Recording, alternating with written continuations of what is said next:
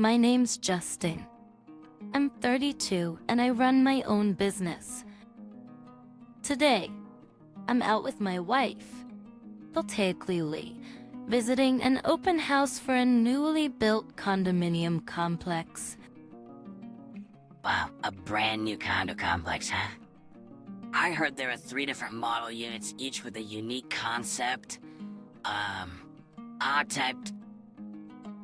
I wonder what the concepts are. It's exciting, isn't it? So, Absolutely. Also the person I spoke with when we booked our visit was so pleasant, it made me look forward to even more. We were buzzing with anticipation as we headed to the property.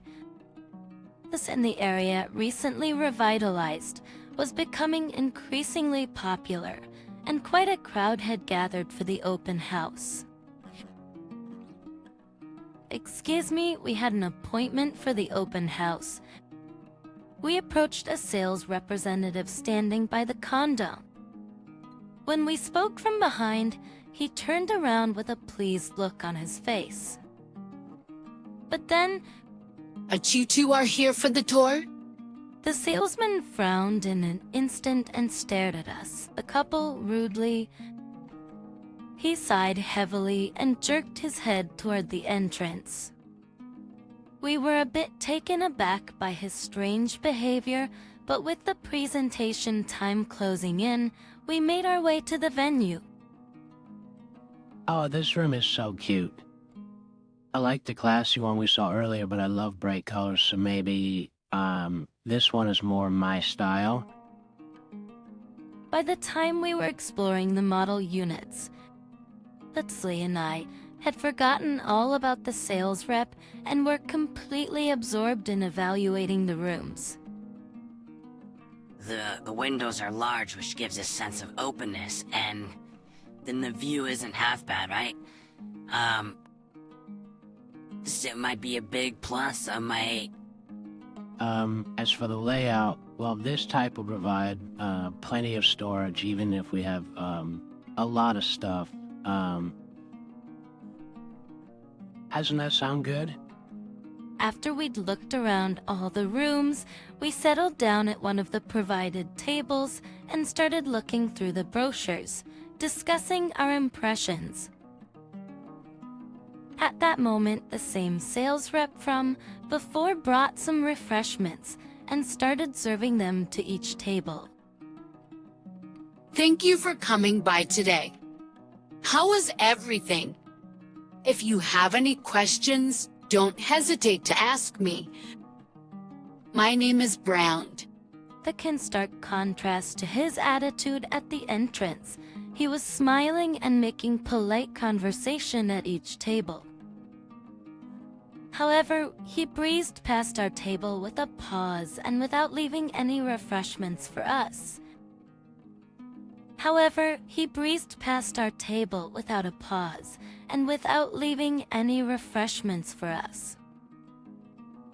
Yeah?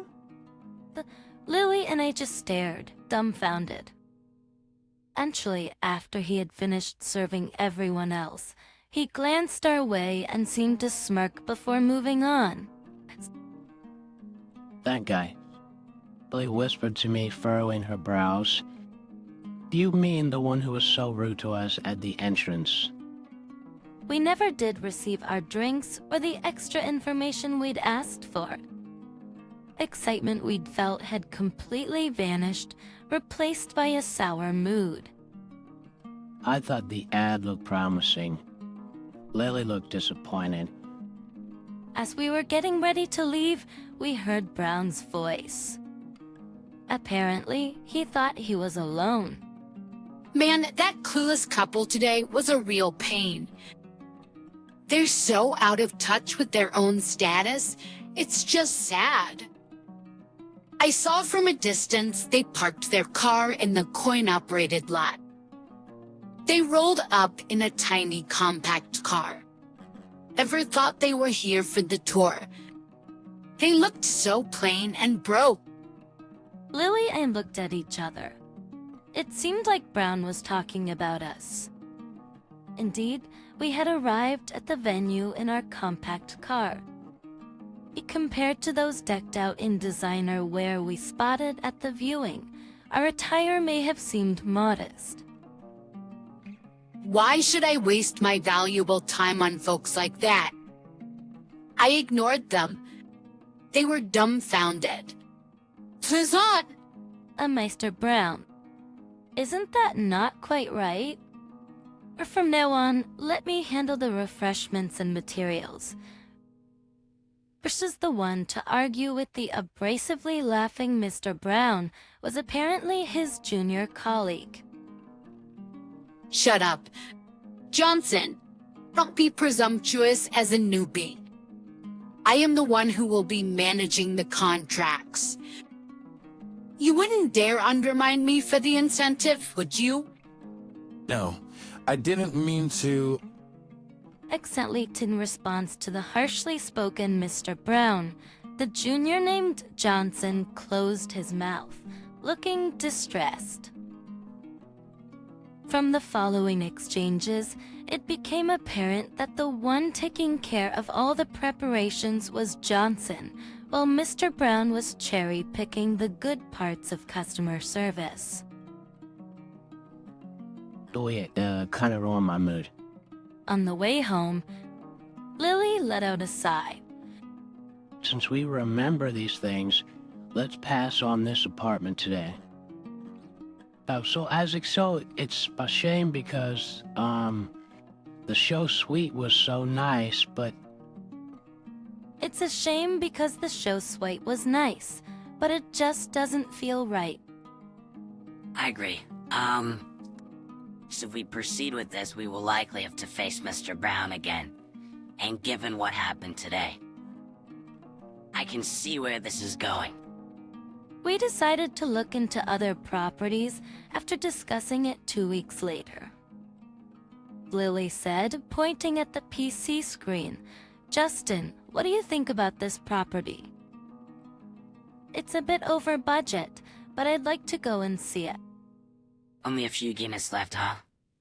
But you're weak for these marketing phrases. You always end up buying things that say limited edition, even sweets. As I teased her, she laughed and said, "Don't compare it to sweets," and we quickly clicked on the button to book a viewing. However, the day of the viewing brought back the nightmare. It happened when we arrived at the venue and tried to get the documents. You gotta be kidding? Give me a break? A slight tongue click and a familiar voice rang out. When we turned towards the sound, there was Mr. Brown, who had badmouthed us at the show suite viewing the other day. We didn't expect to see him again so soon. And upon closer inspection, the person we had asked for the documents was none other than Johnson, the junior colleague. Oh, I involuntarily pulled my hand back from taking the documents, but Johnson, who seemed to not remember us, looked puzzled. And then Mr. Brown interjected, "Excuse me, what is your profession?" His rude question irked me, but I decided to see how he'd react first. I'm self-employed. Dance. Upon hearing my answer, Mr. Brown didn't even bother to hide his mocking expression. Person this likes is out of your league. It's a waste to even show. The last unit on the top floor, people like you. Got it. Between Mr. Brown, with the feeling that we should go home quickly, started to turn us away. I was the one to say, "What, this time?" Then Mr. Brown showed a smirking smile. Don't get it. Hey, it means no port, folks. Those understand. Good sir, please stop it.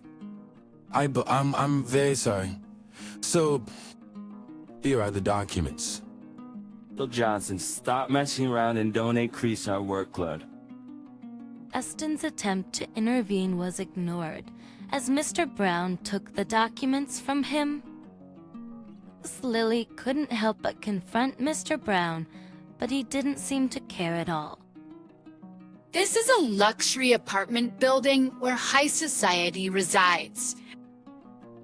We decline entrance to the poor. He clearly was implying that they should leave. I couldn't keep quiet and spoke up. I highly doubt you've been given the responsibility to screen the potential buyers. Could you please call your superior? But Mr. Brown just shrugged it off. I can't do anything about what you're saying. Like I told you, this property is designed for the affluent upper class. It's not something people like you can afford. His statement was shocking. Or Mr. Brown, that's rude to the customers. Please stop. A flustered Johnson tried to mediate, but I cut him off. Oh, we as a couple are denied the viewing, right? Mr. Brown then smiled triumphantly. Exactly, he said in an arrogant tone, gesturing us towards the exit. Lily, who had been silent next to me, finally lost her temper, and we left the venue indignantly. Hey, please.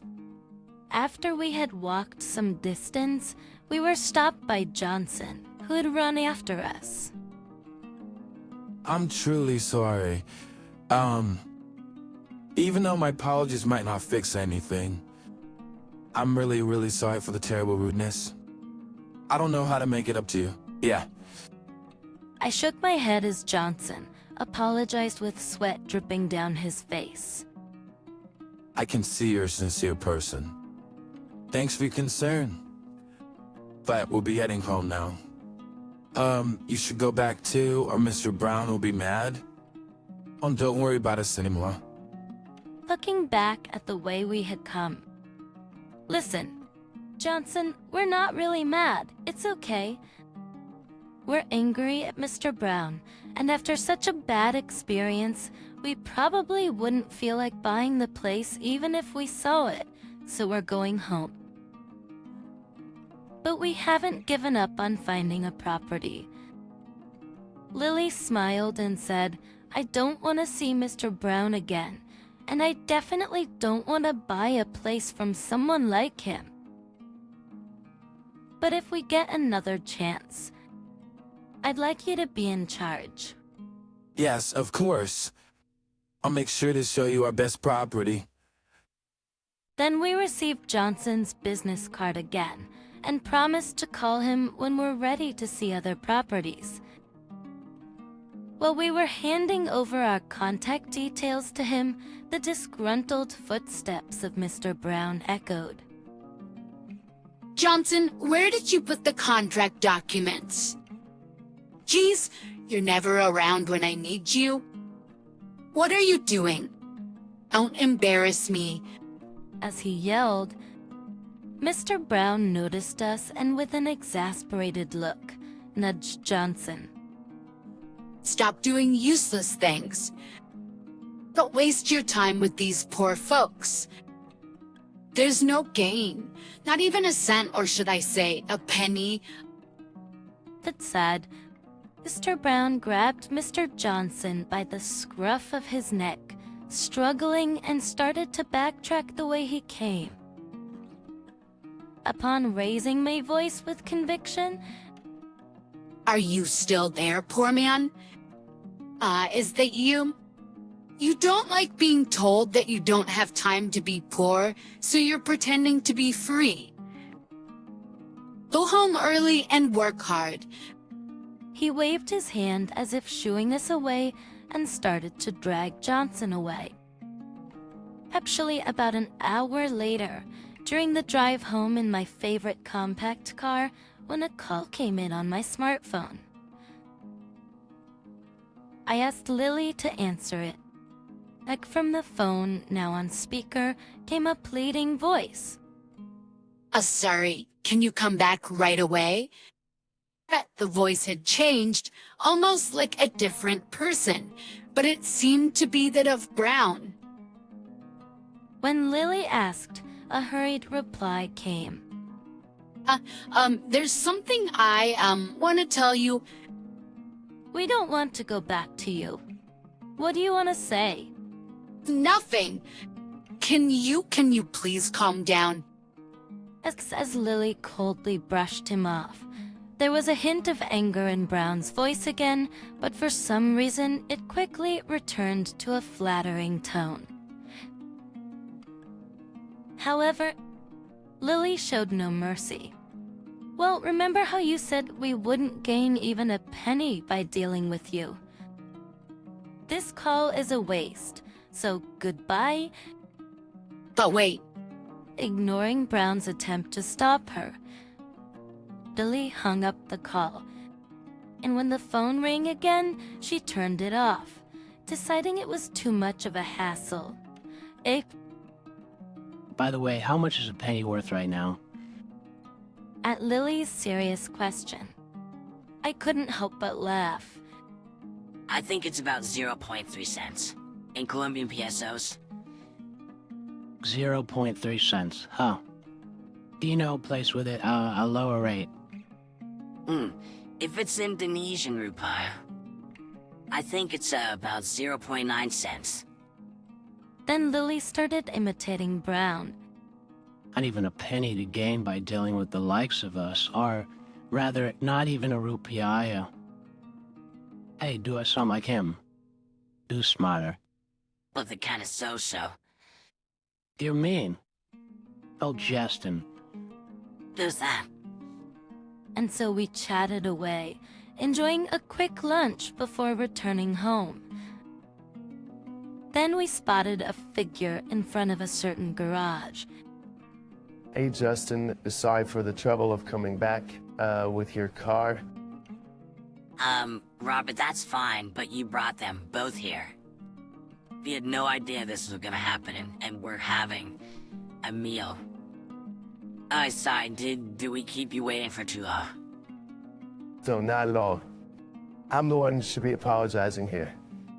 Hey, don't just stand there like a lump. The one being threatened and shaking with fear was Brown. Who had called us with fear was Brown, who had called us. Next to him, Johnson looked bewildered. Feeling sorry for him, I decided to reassure Johnson by revealing the truth. Johnson, relax, it's okay. See how Robert, the vice president of his company, and I are college buddies. Hey, yeah. Not only Johnson, but also Brown, opened their eyes wide in surprise.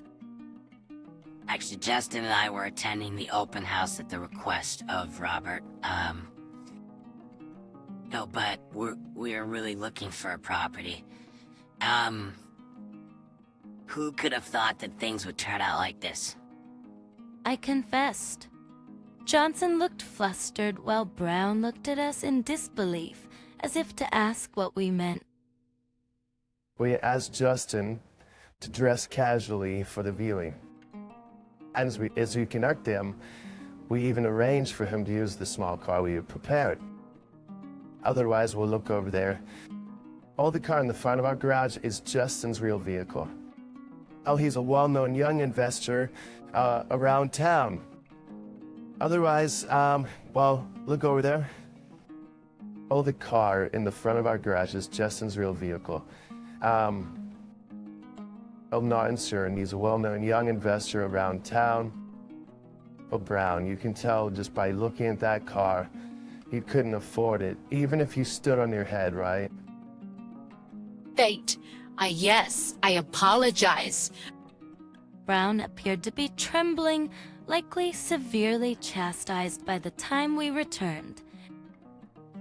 As we started receiving complaints at the corporate office a few months ago, people said they felt looked down upon by salespeople when they went for casual viewings.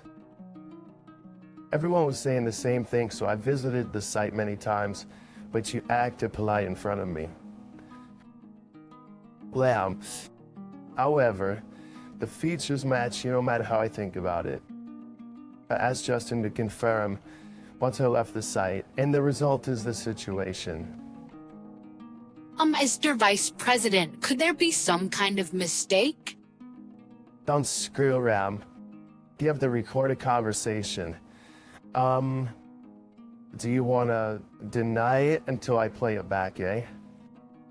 I apologize. Brown tried to make excuses, but of course, that wasn't going to work. He wilted under Robert's scathing words. Oh, you're apologizing to the wrong person. I am really sorry. Brown lowered his head as if he were trying to bury it in the ground.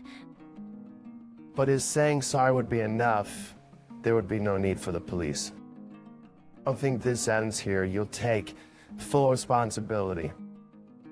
Seeing Brown shrank back even more, looking as if he were about to cry upon hearing Robert's muttered threat of damages. I'm sorry, it really was all my fault, but the compensation... Brown approached me and Lily as if begging us to shelter him. Robert was the one to grab him by the scruff of his neck. But don't you dare joke around. You assumed based on appearance and labeled the other party as poor. It's a big mistake to think all rich people flaunt their wealth. Do you know how many cancellations we receive from high-profile clients due to your reckless behavior? As Robert lectured him in a low voice. You ruined our company's reputation with your sales tactics. You can understand my anger, right? Please forgive me. Oh, Chance. Antique. Brown's eyes rolled back as he collapsed to the ground. It's been a while since I saw Robert lose his cool like this. Like, it reminded me of our college days. Back then, Robert had stood up for me when I was bullied. He fought upperclassmen to protect me getting beat up in the process. And once again, Robert saved not just me, but me and my wife. Actually, I owe him big time. I'll treat him to his favorite steak next time. A few days later, Robert invited us for another property viewing. Hansen, of course, was the one in charge until a formal decision was made. Brown had received a pay cut and demotion, working as an office grunt. It seems only natural. He's getting a tough time from everyone considering how he treated them before. Yes, I'll clean the table right away. I'll get the documents. I'm sorry. I'll get them. I could faintly hear the distinctly different voice of Mr. Brown from before. Later, Mr. Brown was sentenced to pay damages and was struggling to make repayments without his title or duties. Meanwhile, thanks to Mr. Johnson, we managed to acquire our ideal home. Moreover, due to Robert's consideration, we got it at a slightly discounted price. Mr. Johnson also seemed to be making great strides in his performance and was enjoying better treatment. Honesty is such an important thing in life. I thought to myself,